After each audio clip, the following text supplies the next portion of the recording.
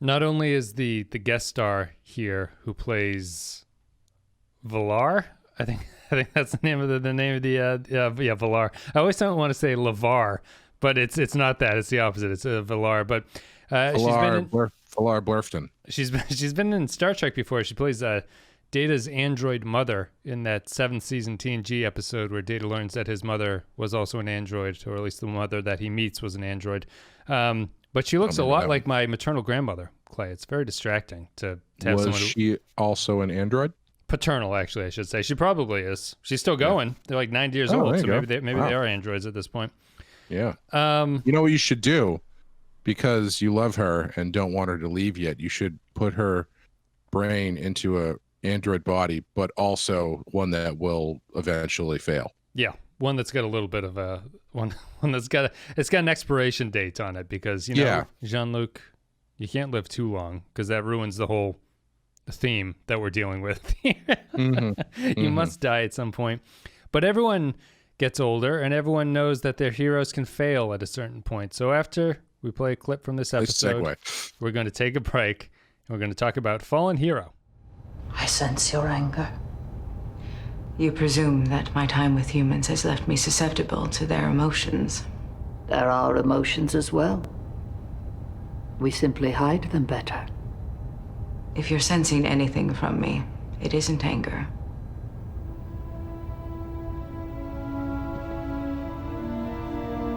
Oh. Disappointment. Good night, Ambassador. All right, everybody. So, Fallen Hero is the 23rd episode of the first season. We're almost at the end. It aired on May 8th, 2002. It is the first of the Journey to Ryza arcs. There's 3 episodes. We're going to get there eventually. Teleplay goes to Alan Cross. Story credit goes to Rick Berman and Brennan Braga and Chris Black. Directed by Patrick Norris. The in-universe date is February 9th, 2152. In this episode, Archer is ordered to transport Vulcan Ambassador Valar from the planet Mazar, where she has been accused of criminal misconduct. Following an attack on the Enterprise, T'Pol defends the ambassador and asks Archer for help. So, one thing about Enterprise, the show, they call the ship Enterprise instead of the Enterprise constantly. And I know that Memory Alpha does it too here, because it says following an attack on Enterprise. Which do you prefer? Do you say, if you were on the ship, would you say we have to get back to the Enterprise, or would you say we have to get back to Enterprise? I would probably say the Enterprise. I think it probably gets a little confusing if you're reading it in the context of reading about the show. Yeah. Because if I were to say on Enterprise, that would sound like you were talking about something that happened on the show. Well, I was thinking like the ship. Right. But even if you're like, if you were one of Christopher Columbus's sailors, you wouldn't say I have to get back to Nina, right? You'd say the Nina. I need to get back. Like I don't think you'd ever lose the. So I don't know why they don't include it here. I mean, maybe it's it could be a naval thing. I mean, I don't know if that's common naval parlance is to not say the in front of the name of the ship. Yeah, because you say the USS whatever, Roosevelt or whatever. But I guess if you just call it Roosevelt, I don't know. It's a small minor detail, but I find it strange that it's like, it's almost like it was like in the Bible or something, because there's never been a script where they say we have to get back to the Enterprise. They just call it Enterprise. Which makes me feel like maybe it is some sort of naval parlance custom or something. Because they've got the hats. The hats that we learned are also a naval tradition. Yeah, we don't want to show our asses again on our understanding of naval customs. When you're in combat, the last thing you want is to have an extra, I don't even know what article of speech that is, the word the, so I'm not going to try. Yeah. Let's talk about Fallen Hero, which is a T'Pol episode. It's a Vulcan episode. It's a episode of Enterprise. But why don't you go first with this one? Why don't you say what you thought about Fallen Hero? Didn't care for it. Really? Yeah. I'm surprised. We might have a battle on our hands here. I like this one. I thought, well, this one to me feels a lot like the last one, Vox Sola, in that I think it has like a lot of weird script problems that I don't think it really should have. But at the same time, I thought it was impactful, despite the fact that, like, for instance, I really get some kind of emotional connection between T'Pol and this Valar character, even though I think the script is doing no work to make you think that they have a relationship or that they like know anything about each other. However, is it the performances? Like the performances or something were really making me feel like there was something profound being said in this episode, even though I don't think anything profound is being said, but I felt like it was. So I don't know. Like you can go ahead and go off of that one because you said that you don't like it, but is it something along those lines? Because I found it emotionally satisfying in a way that I haven't found a lot of Enterprise episodes, but I don't know if I deserve to feel that way about it. Yeah, I thought the performances were good. I thought T'Pol was really good. I thought Valar, I thought she was really good. It's one of those ones that comes down to like if she just told Archer what was going on, that too. There'd be no like there's no reason for her not to tell him what's happening. Right. And and you've got a 40-minute chase sequence that is hinged on the fact that she just won't tell Archer what's going on. And I don't know. It's really tough for me to care about that. And you've got, you set up Valar as this. She comes into the scene the opposite of what T'Pol is expecting her to be, but it's all pretty surface level because she's just like acting like a human.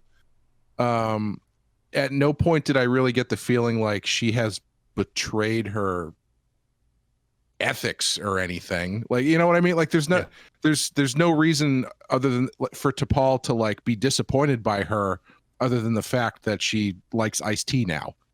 I don't know. It just I think the stuff in it was fine.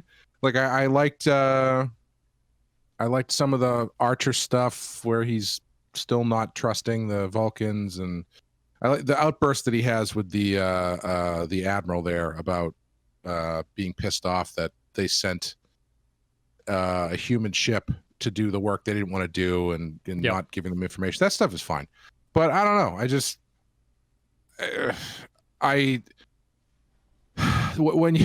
when you're coming up to like the high point of tension in your episode and you've got the bridge crew sitting around talking about how fast the ship can go and like doing calculations in real time, I don't know. I didn't find anything engaging about the story they were trying to tell. The characters were fine, but I just like even ultimately what she reveals isn't even really that interesting. It's like, she saw that there was corruption happening in this government, and so she's going to speak out about it. Great. I'm really happy that you kept that a secret for 45% for 45 minutes or 40% of the episode. No, it's definitely. I'm just trying to think of like the best way to. And even the scene where she like halfway through, I was ready to go into this with talking about why this one is structured better than Vox Sola. Not Vox Sola, the one with the Oasis, the ghost. Yeah, the ghost. The ghost. The ghost. The Jewish ghost. Yeah. The one with the ghosts. I was ready to say this was structured better because at right about the halfway point is when they have that scene with T'Pol and Valar. Vilar. And where it's like, okay, now they're going to tell you what the thing is, what the secret is, and you're going to take that forward. And the next scene is T'Pol coming to Archer, and she's like, we talked for 2 hours. And Archer goes, okay, what did she tell you? She's like, well, she told me what was going on. Okay, what's going on? She can't really say. I know. It's what were you guys talking about? But I trust her. Yeah, I can't. She won't tell me exactly what's happening, but I do trust her. It's like, what? So that doesn't lead to anything. And then you have a separate scene where she's talking with Archer, where she finally does tell him what's going on, and what she tells him is essentially, there was corruption, and I'm gonna testify. So I had to make it look like I was a deadbeat or something. I don't know. I don't disagree with any of that. Like I maybe disagree in that somewhat uniquely for this episode. I thought that the race sequence at the end where they're trying to go faster than these other ships is normally something that I really dislike. However, I thought this is maybe the best version of that kind of like artificial countdown sequence that you can have. Like I don't know why. I just thought that there were, it's usually a countdown to destruction. They're usually counting down from 10 until something blows up, and you're like, this isn't really narratively satisfying because they're just counting down, and I know it's going to resolve. This one felt a little bit different because it did feel almost part of this universe where it's like we actually haven't seen the ship go as fast as it allegedly can, so it's kind of neat to see them actually, you know, open it up and push it to see what can happen. It's totally just nonsense of like the camera starts shaking and stuff like that, but I thought that because there was a chase sequence on top of it, it was better. I was really let down by it when, for some reason, the alien ships can go faster than Enterprise, but they just never do to overtake it for some reason. Yeah. So it's Arch is at the end. He's like, "Come on, how fast can your ships go? 5.5, 6." I did kind of like that sequence though, because I feel like that's something I would totally do. I'd be like, "So how fast can your car actually go?" Because I didn't think it could go faster than ours, but it seems to be able to. We had a whole sequence here built on my understanding that you could not go as fast as me, but apparently you can go faster. So I mean that completely. Enterprise, I think, as a series, really suffers from weird writing decisions like that. It's like a very, I don't want to say Discovery-esque, but it feels like they sort of create this circumstance that they then just write themselves out of at the end in a way that it's like, well, why did you even do it in the first place? I agree with all that. I agree with Valar. I agree with the fact that she doesn't really make sense character-wise in terms of what they're trying to say about T'Pol, I don't think, or if they are trying to say anything, they don't really say much about it. I don't know. This one might just be appealing to me based on, like, I saw potential here for what the series, I think, is trying to say about the Vulcan and human relationship. Like, I think I understand this is what they're trying to get at, or to me, it felt like this is the only, I would say that this is maybe the only episode I'd qualify as a T'Pol episode across the entire season so far. Sure. And it feels good for that in terms of development. And again, this is all based on like what I think is like the possibility of it. I think it runs into a very big problem with Valar's characterization is never really explained why she is this way or why T'Pol thinks that this is kind of a bad thing. So the fact that she, and also calling her a fallen hero, she met her once at a conference on Vulcan or something. It's like, well, what the hell? Who cares about that? Like you expect a closer relationship, but I really thought when it opened that Valar was going to be the character who kind of makes it okay for T'Pol to embrace the humanity aspects that she's sucking up as a sponge. But that's not really what she does. Valar just likes to shake hands and drink iced tea and crack wise with people for no particular reason. Yeah, that stuff had nothing to do with anything, that characterization. And it didn't it didn't impress itself on T'Pol at all. They didn't have, at no point in their conversations did she bring up why she's that way. Like, because I feel like they set that up to be kind of like a big point, you know? Because T'Pol goes out of her way to make everything just so. And it's not like she makes it just so of specifically her. Well, I guess she kind of does. I was going to say, it didn't seem like she was making it just so for her as much as it was just like, this is how intense Vulcan people do stuff.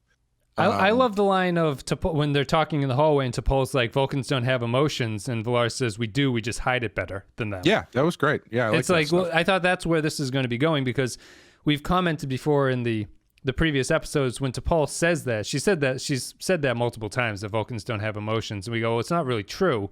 So it's clearly some sort of character beat that T'Pol kind of weirdly seems to be aware of but doesn't want to admit or something. And I thought that this character was going to be the way to show T'Pol a truth about what she is, and that she would be more honest and able to talk about how she feels about her emotions without this kind of, you guys are humans, I'm a Vulcan, and I'm totally different from you. But that isn't the point of it, strangely. Yeah, there's a lot of stuff in this that felt like it was going to go somewhere but didn't. It's a 3-episode arc where they eventually get to Ryza. Is that the deal? Yeah. Okay, because when they brought that up, they need to get laid. Everyone on this ship needs. Yeah, that was a weird cold open where T'Pol is like, you guys all need to, you know, go somewhere and spend some time alone.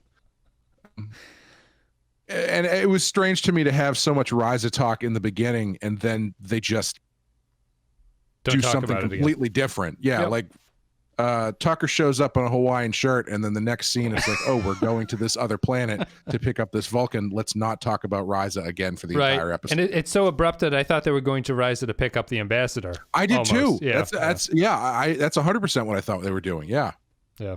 No, that's Enterprise attempting to make a serialized arc is what that is. They're like, we're going to get to Risa. This is us going to start this off by saying that is what we're doing. But it is it's a very strange cold open. That's confusing, unnecessary, and we will get to Risa. I promise you that, but not for a couple episodes.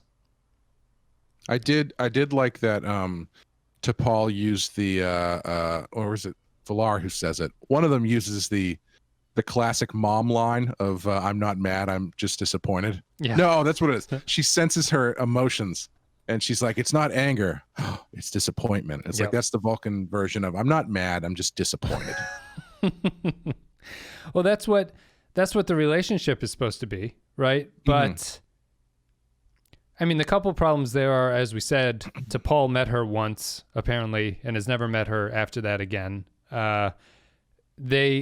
The Vulcans probably, T'Pol at least, would say that there's no such thing as a mother-daughter relationship in that way in Vulcan society.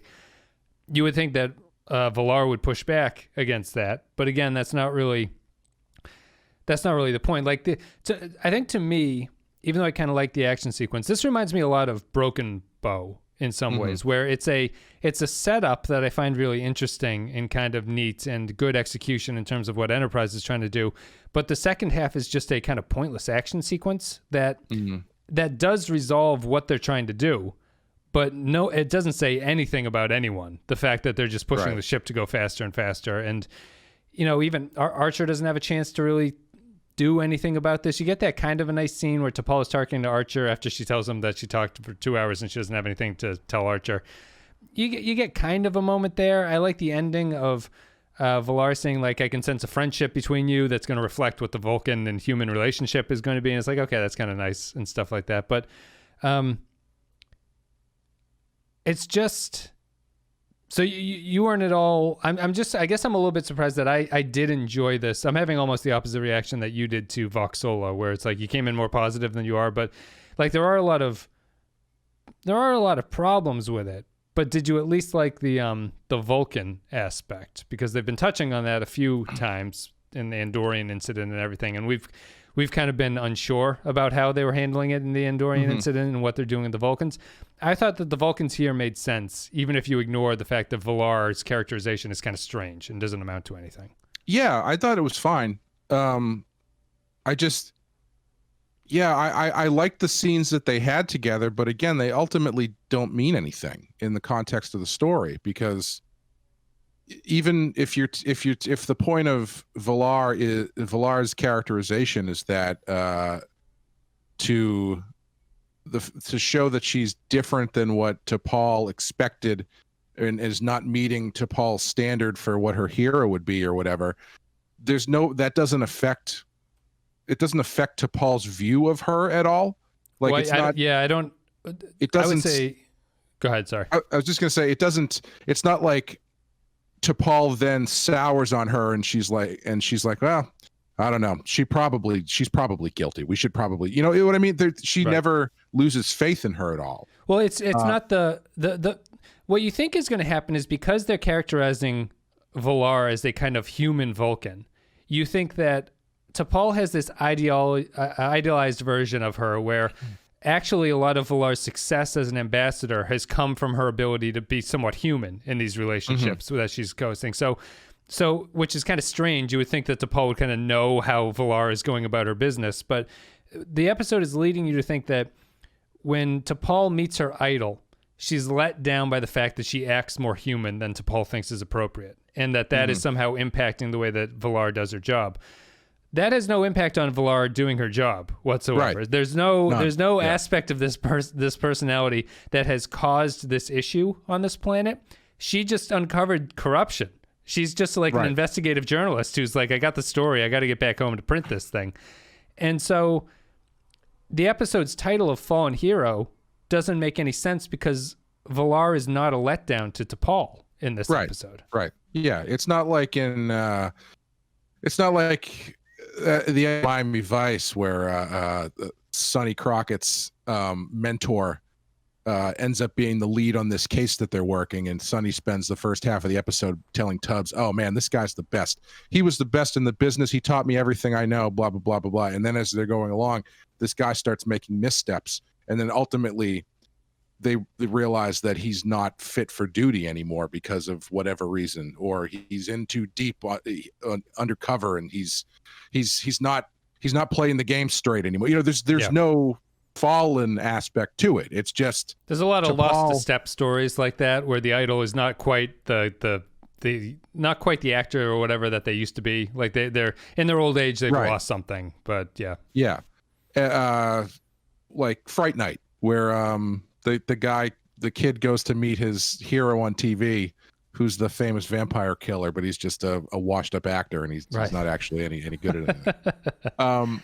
But it's just like there's no the fallen aspect is that T'Pol met her once, and then when they met again 50 years, I don't even know how many years later, one of them has changed a little bit. Well, have they even changed? I don't even think they make it clear that she's they changed. Haven't. Yeah. T'Pol might just have been young and ignorant, and Valar says that T'Pol talked too much when she met her. She was like, well, who's this ballsy young Vulcan who's coming up? So I don't even know if T'Pol really got a sense of what Valar was all about at that point. But that's if anything, that's the great failing there, is that I find that relationship much more interesting than the chase sequence is ever going to be, even though I like the chase sequence. But and I feel like the title is kind of a misdirect, or it is not an honest title, I guess. Let's put it that way. Because there's no falling happening, and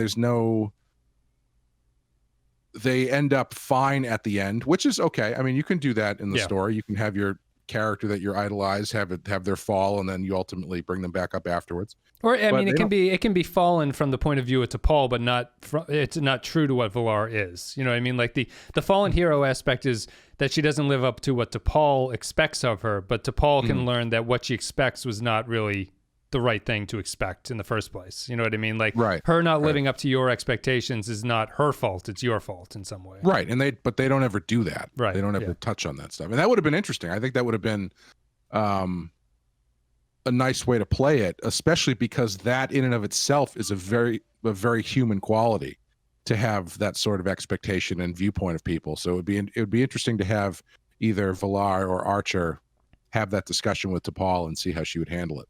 That's another great. I just think there are nice moments in this episode that when Archer is talking to T'Pol about it, and Archer's explaining Archer explains the title when he's like, everyone hates to see their hero fall, and T'Pol says Vulcans don't have heroes, and Archer has a nice delivery of, right, I'm sure you don't. It's just kind of like he doesn't believe her, and he knows that she's not being truthful with it. But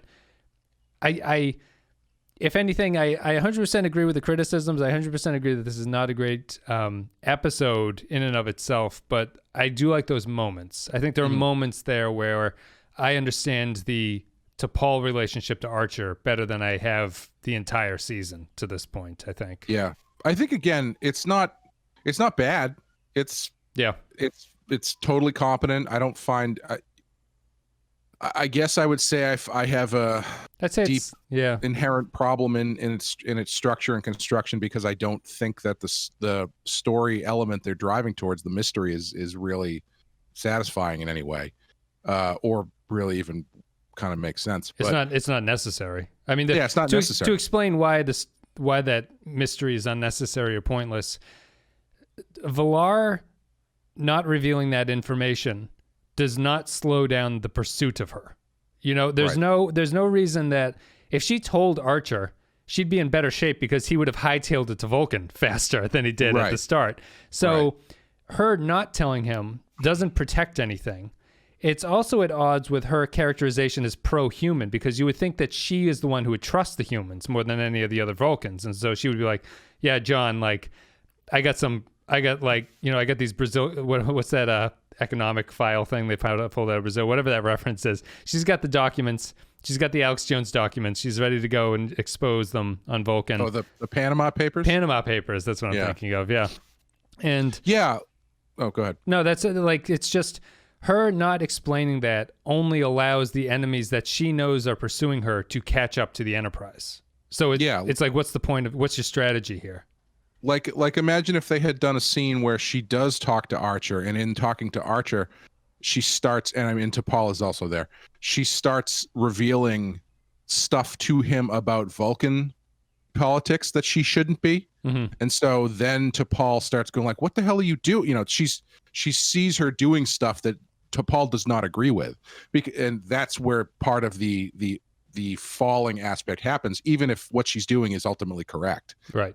You know, that way you see her do stuff, and T'Pol reacts to seeing her hero do stuff instead of her hero just showing up, chatting with people and drinking iced tea, and T'Pol is all automatically like, this is not the person who I thought you were. You know, there's no, it's just talking about stuff she may or may not have done.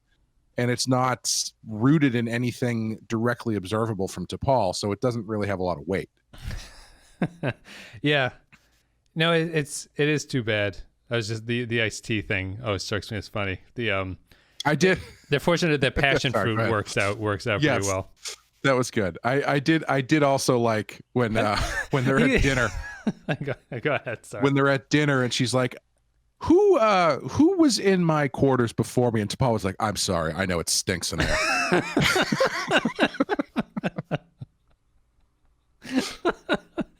No, I wanted to praise them for letting me keep these things. Yeah, it's just the passion fruit thing. She's just like, that's almost a bad writer line, I think, where it's just like passion fruit is too on the nose. She's like, well, don't you think this sums up Jonathan Archer, who I also can tell hasn't busted a nut in quite a while? And it's like, okay, Valar. Control S. I'm taking the rest of the day off. My passion fruit metaphor is sound and solid. What are we gonna call this episode? We'll call it Fallen Hero. Yeah, the Hoshi thing. It's another. Okay, what do I want you to do? This episode is for you. You're going to write an episode. It's called Fallen Hero. It's about T'Pol meeting a hero of hers who turns out not to be what she seems. All right, no problem. I got it. Opening shot. T'Pol, you guys need to have sex. Archer, what are you talking about? Who are we going to have sex with? T'Pol, there's a whole planet we could go to where you could all have sex. Good start. and then this is all just foreshadowing for my Malcolm and Reed talk about 12-fingered masseuses later on thing. So I don't want to put that right there. I'm going to save that scene for later. Yeah, clunky. Obviously, Enterprise isn't built for that kind of stuff. But I did also really like when Tucker and Reed are walking and they're on the catwalk or whatever, and Tucker's like. Man, you must really enjoy us getting shot at, huh? And Reed's like, I actually enjoy shooting people. That's the part I like. I like to hunt man, the most dangerous game. Mm-hmm. So I guess I don't really have much else that I can go off of this. Like it's tough because. It's tough because I see what they wanted to do, even down to the Vulcan thing that I like is I kind of like the idea of this Vulcan warship coming in and saving the day is interesting, that the Vulcans are this super advanced race that the Enterprise kind of needs to, and Archer isn't immediately annoyed by them at this point. He kind of knows that he has to go back. The Vulcan captain isn't immediately a dick to him. Again, it runs into good moments like that with bad moments, like the whole way that they're going to kill 10 minutes is this incredibly laborious thing of drag them down to sickbay and hope that they don't just open the unit, instead of shooting into it. Like, it's just this James Bondy thing of like they shoot into the door and then like, well, we accomplished our mission. Valar is definitely dead at this point, and then they walk out. Let's not check the body and just leave. Just leave. And it's all. Although great selling of that from Phlox, who screams, "No!" I know. Yeah. Well, he doesn't. Being the doctor on that ship it's kind of boring. He doesn't get to do much fun stuff, you know. He's in the episode Billingsley for a few minutes. But there too, it's like the last 10 minutes of the show is literally them wasting time. Yeah, you know? Yeah. No, that's it's kind of I don't know. And it's again, it's done in a manner where it's this mysterious outcome that obviously is not going to end with them shooting Valar in a stasis tube or whatever she's in. Well, and it's just I don't know. Did you ever for a moment think that Archer was going to have to hand over Valar in this episode? I thought that was a legitimate possibility, that's what happens, is that she convinces him that he has to give her up. I don't know how that ties into the theme whatsoever. Right. It would maybe tie into a better version of T'Pol's fallen hero thing if her sacrifice redeemed her in the eyes of T'Pol or something, but that doesn't seem very Vulcan-y either in some way. But I was unsure whether or not he was going to save her or if she was going to sacrifice herself. I thought you could have gone either way and it would have been fairly satisfying. Yeah, I think you could have also gone away too where the maybe not. I was going to say maybe you do it where the Vulcans show up at the end and the Vulcans decide to turn her back over for some reason. Right, yeah. You know, I don't know what that would be, but that's some protocol sort of like weird or something. Yeah, some protocol thing.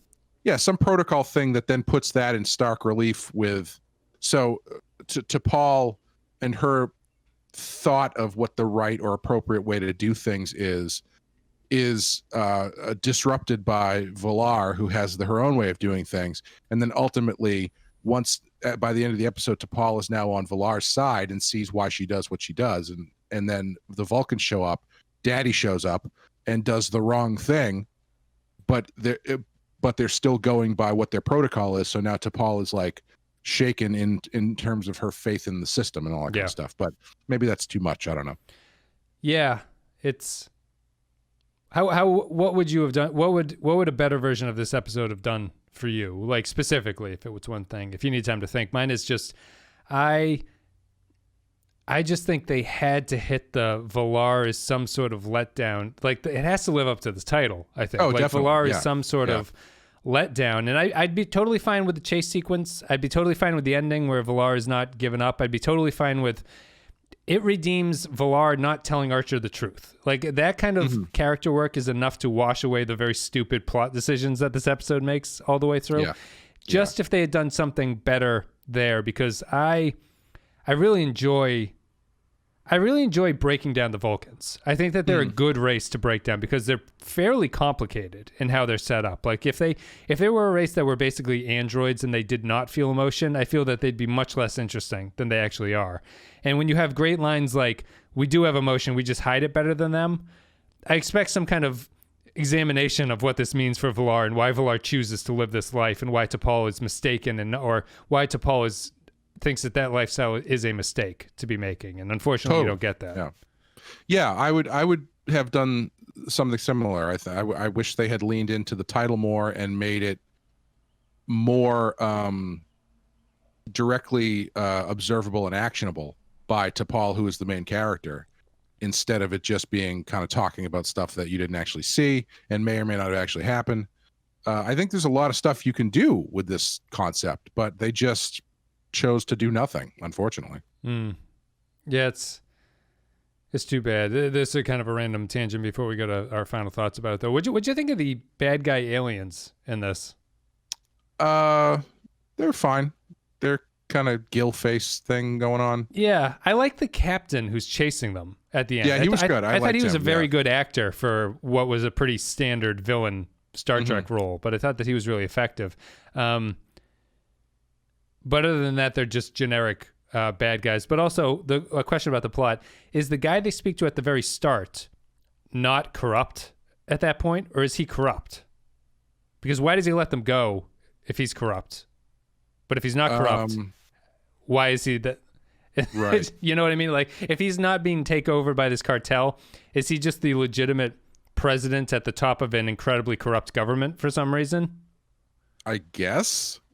Because you would think if he was also corrupt, they wouldn't have let her leave the planet at all. Right. Yeah, maybe I'm missing a line of dialogue there or something. Yeah, I must be racist towards whatever this species is. I assumed it was the same guy. Mazarians, I think. Yeah, I did too. I thought it was the same guy. They look very similar to each other.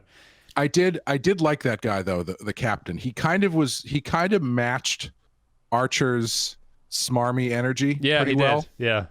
Yeah.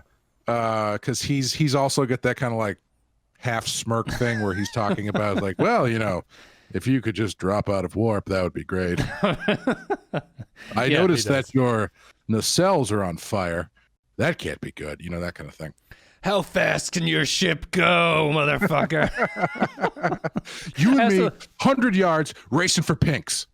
I also like that the guy never told him. I hope this is a runner where Archer just in future episodes, 3 seasons from now, Archer's just like, how fast could that ship have gone? I wish at the end when they were all filing off, Archer had just like grabbed him by the shoulder and was like, I need to know. Guy just pops a cyanide pill in his cheek and Archer's like, how fast? How fast? Some things must never be known by humans. Let's take a break. We'll play a clip from the episode. We'll come back. We'll read some patron thoughts and give our final thoughts about Fallen Hero. Thank you, Captain. I'm sorry for the trouble I've caused you and your crew. We're glad we could help. I sense a great bond between you. A bond of trust and respect, but also a bond of friendship. I think it bodes well for the future relations of our two peoples. All right, everybody. For the video viewers, I'm back from patting my, what do they call it? Powdering my face for this photo shoot here. It is unbelievably hot and muggy today. Thank you, patrons. Thank you, listeners. And special thanks to the patrons who support the show. If you listen to the show and you want to support the show, the best way to do that is patreon.com/thepensky-file. You go there for a couple dollars a month. You get extra podcasts. You get extra commentary videos where I talk about episodes of Star Trek and that you can sort of listen to me talk as the episode is playing, like a director's commentary. We do polls. We do games on the Discord and stuff. So all that's at patreon.com/thepensky-file. Best way to support the show. And as always, our captain tier gets a special shout out. So in order of oldest to newest, a special thank you goes to, as soon as I stretch age-wise, you asked everybody their age. That's right. So you have to... Well, it's right next to their credit card information right here that I'll read out by order there too. Special thank you goes to Christian Pouch, Tark Latif, Chris Tinsley, Mike Burnett, Cardinal Doomsday, Joint Mango, Ben Douglas, Neil Brennan, Kyle Barrett, Samuel Custer, Matt Ross, Nathan Elliott, Eric Johnson, Andrew Cherlog, Grim Santo, Matt Cutler, Tom Hiles, Dwayne Hackett, Sean, Jordan Cooper, Russell Elledge, Kevin Reyes, Vault 13 Hero, Stefan Minton, David Beermore, Darth Mosk, HH28, Mad Courier 6, Jacob 123, Matt Houston, Mike Harris, Nick Sergi, Jakey's Gamer, Patrick Seba, Captain Brazen, Kevin Lowry, Eric's Antoine, Bradley Killens, Corey Martin, Woodrow, and Rune Vendler. Thank you very much for supporting the show. Much appreciated. You make this all possible. Maybe that money will go to getting an air conditioner in this room. Yeah. Next time you should read them by whose passwords are easiest to guess. We'll call this the 1, 2, 3 ABC method of ordering something. All right, so now what we were watching Hackers a month or so ago, and which has not aged super well. Just to stay on top of the tech world, it's good to go back and watch things like Hackers. Yeah, and there's a point where they're talking about passwords and whatever, and one of them is like, yeah, the most common used passwords in America right now are God and sex. I'm like, well, okay, well, your first problem is you're only using 3 letters for password. Which letter's capitalized, motherfucker? One of those is going to be capitalized. Yeah. And if you throw a 0 into the middle of God, then you're increasing your security 100-fold. God himself could not guess that password. Let's see here. Patron thoughts. If you're a patron, you can leave your thoughts about upcoming episodes and we read them. Matt Ross says, Fallen Hero, so they need to all get laid? Something that comes up for the next several episodes. Probably a better way to address this, Subcommander, is to say the crew needs shore leave. Anyway, that aside, the meat of the story with the Ambassador of Valar and the tension of trying to escape the pursuing bad guys, the Mazarites, has an interesting twist on alien corruption. You know, it feels like every race they meet ends in ites, so I'm waiting for the Samsonites to attack next. Where is Hoshi staying? Daniel's room? Giving Reed crap for thinking of defense when there isn't even a red alert status is ridiculous after all the crap they've been through. Get off Reed's back, Trip. Villar shows an understanding of diplomatic protocol, humor, and knowledge with just the right amount of arrogance towards her hosts. What's odd is Archer actually considering and turning back to Mazar after being attacked. Maybe it wouldn't have been 3-on-1 if he had followed the original order. When the Enterprise is confronted and fleeing, it's nice to see that they can finally hold its own, if even for a little bit. And going to Warp 5, finally, was actually funny with Warp 5 on paper. A fun chase, ending just in time, 4 out of 5.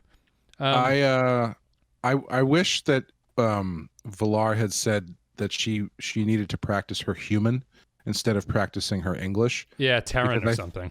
Yeah, because I find it funny that humans are the only species in Star Trek that has more than one language. Yeah. Because the Vulcans, it's like Bad Company off the album Bad Company by Bad Company, where you've got the Vulcans who speak Vulcan and they come from the planet Vulcan. Yeah. And the Klingons speak Klingon and originally came from the planet Klingonese, I think. Yeah, or whatever it is. But you know what I mean. It would be a fun thing to call out and have someone be like, well, you know, there's more. Humans speak a variety of different languages, and have her be like, well, Vulcans speak a variety of different languages too, dick.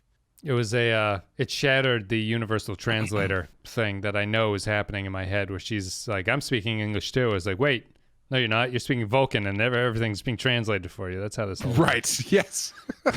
It's kind of an inception of language. Like if someone says, I'm saying this, can you ever be sure that that's what you're saying? Like, you're like, what does it sound like I'm saying? They're like, it sounds like Vulcan. You're like, but I'm speaking French. Like, are you speaking English? Who the hell's talking? Yeah. Let's see. That's it for Matt Ross. Thank you very much. I guess this is a good place as any, because you mentioned Archer's odd decision to turn back, which is an odd decision.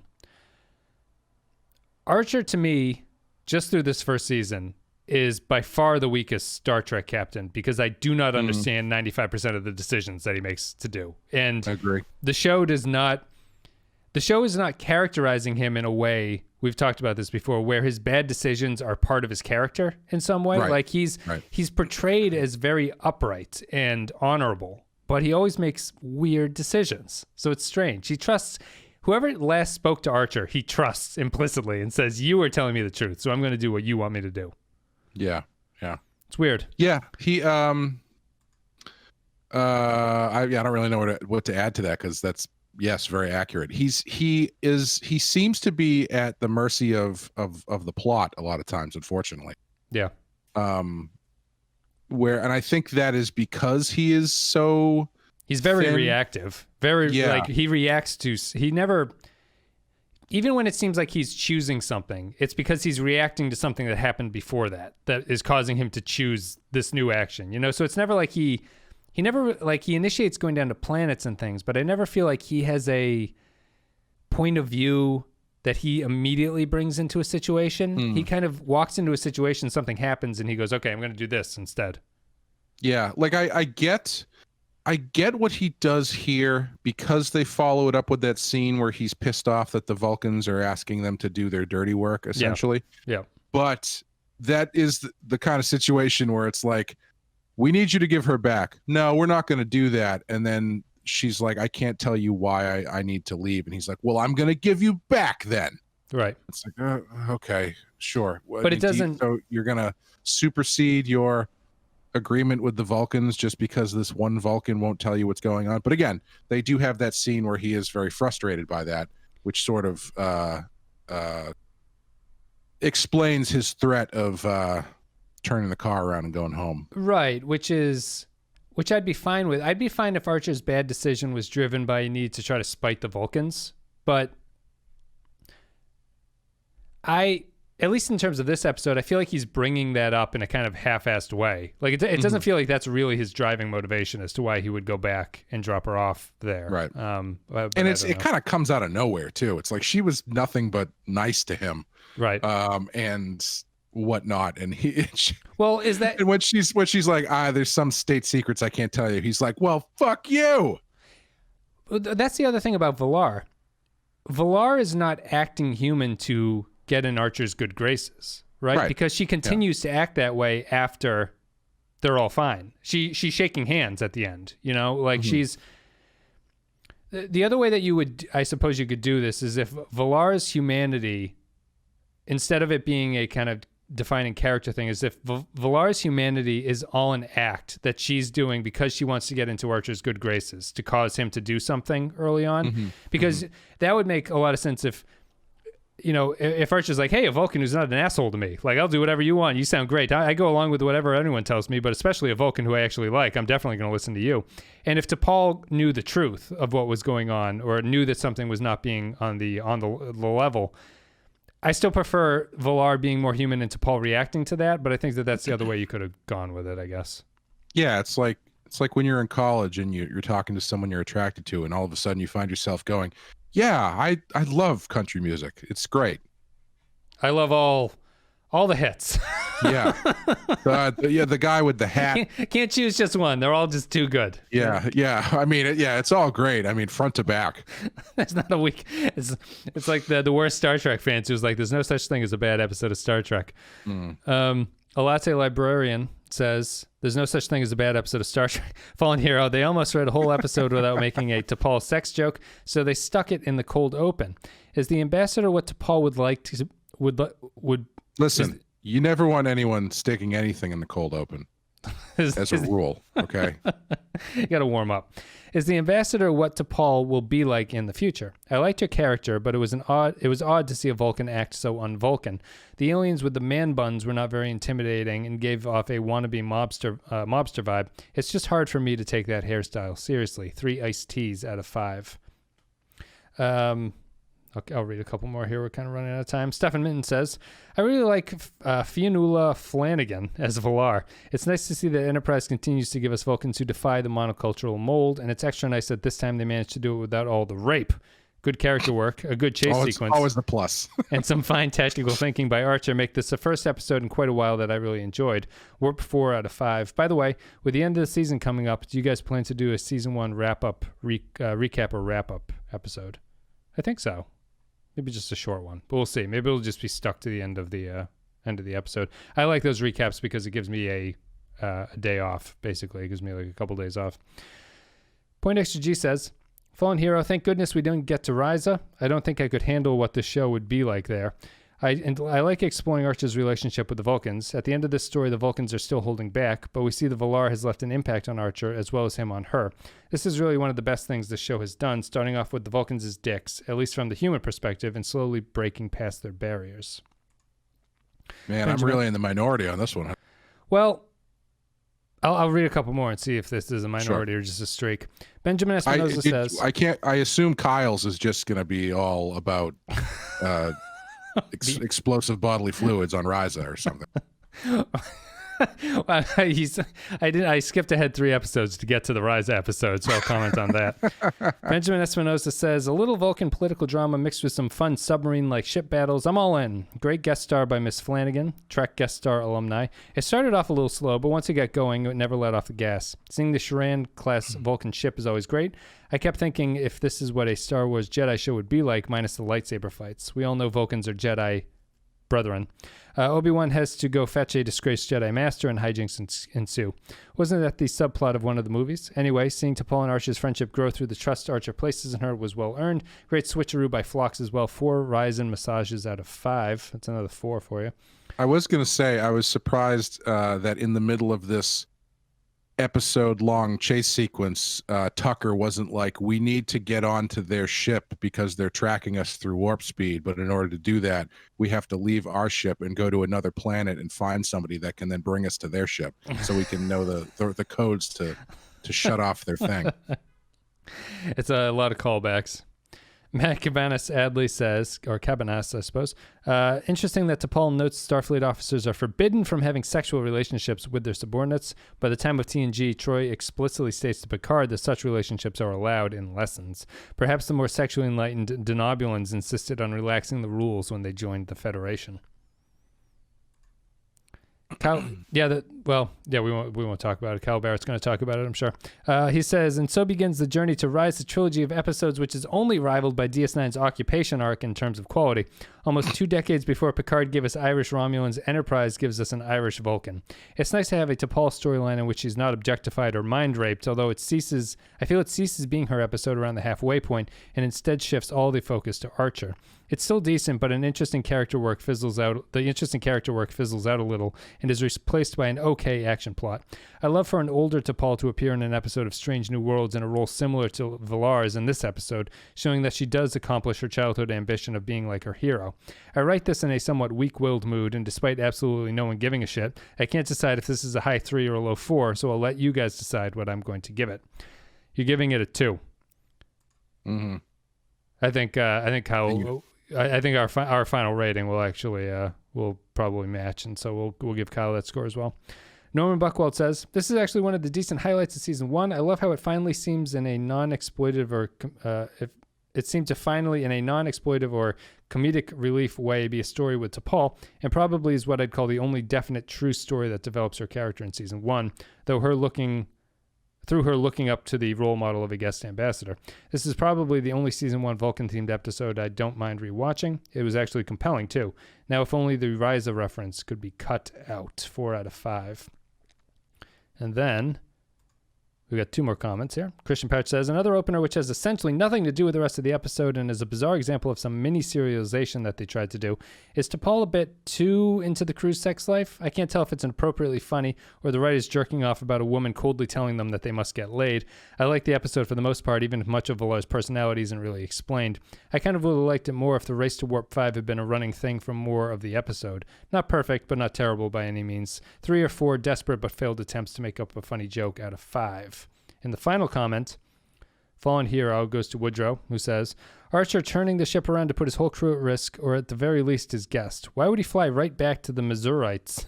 An unknown threat. I think that's the wrong name, but I'll go with it too because I don't know their name. Missourites. An unknown threat who almost destroyed... Like they're from Missouri? Missouri and go Mizzou. An unknown threat who almost destroyed the ship. It was stupid. Yet he pats himself on the back for avoiding all consequences of the flagrant insubordination to his mission. If hard lessons are a theme of Enterprise, it's not clear whether Archer learns them or he just happens to walk past them. 2.5 out of 5. Well, thank you, patrons, very much for supporting the show and leaving your comments. I came into this prepared to give this a 4. So I understand, I think, where a lot of the patron comments are coming from. What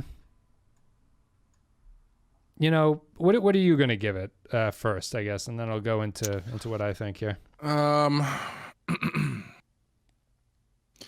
I'm going because there is good stuff in it, but I just don't find it compelling. I feel like it's a low 3 or possibly a high 2 for me because it's just, I don't know. It's just not. I feel like saying low 3 is me taking the coward's way out. But yeah, I'm gonna say it's a high 2. I'm gonna stand my ground on this one. Oh, okay. Yeah, I don't think I can drop down that far because I was coming in with it a 4. Yeah. I think that this episode. Someone had a comment on one of the recent episodes where, like, you guys say that you say low 2, high 2, low 3, high 3 too much. He's like, you should expand your scale. I know, we should just switch to 10.